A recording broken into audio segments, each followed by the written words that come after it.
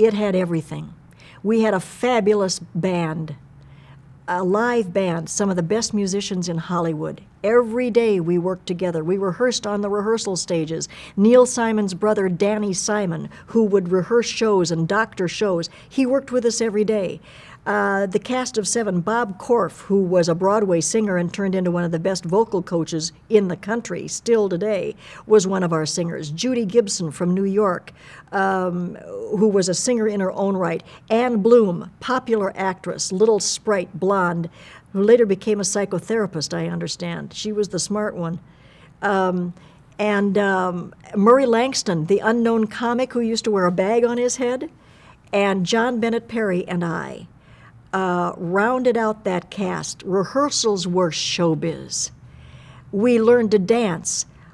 Our choreographer, who became very impatient with us because none of us were dancers, I learned years later was Jaime Rogers was his name, and he was one of the main dancers of West Side Story. We were in showbiz. We had the same makeup artists and the same makeup room as all of the CBS soap operas, Three's Company.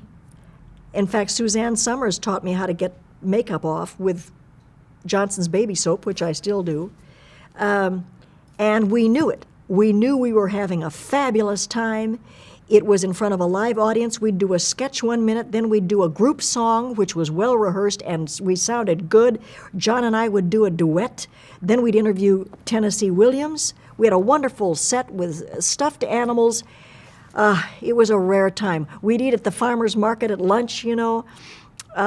From Television City in Hollywood, that was us. And then at the end of a year, Group W just lost interest. They had become involved, I think, in producing some other programs that captured their attention, and they let us die.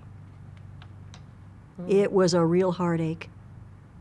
But John Bennett Perry, my co-host, was then the father of a precocious 8-year-old named Matthew Perry, who grew up to be one of the friends who made $1 million a week.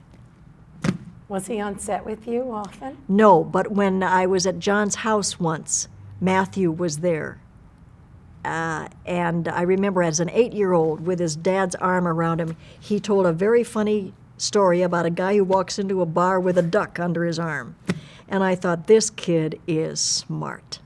And he was darling then, and he's darling now. We decided early on that we were going to get along. I think it was an unspoken thing. We knew that we'd better, because we had to be, very intimately connected as the two hosts of this kind of merry band of players. But it wasn't difficult. I grew very fond of John, and I think he trusted and liked me too. So that was another bonus. It's not fun to work with somebody you don't like. We've all been there. And John was no problem. I loved all of those people. How rare, a cast of 7 thrown together, and we loved each other. The last time I saw John was about 5 years ago when he was doing a play. He's a terrific actor.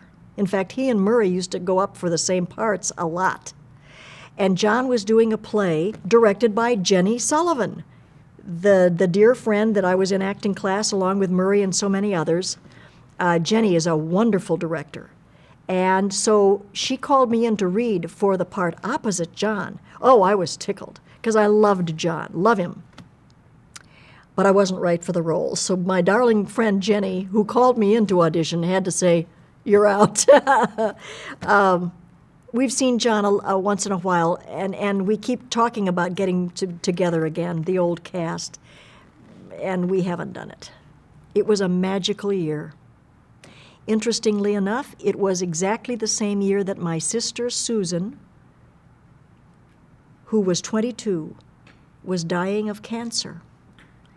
And because of the income from that show, I was able to fly to Minnesota every second or third weekend to be with her in our family farm home.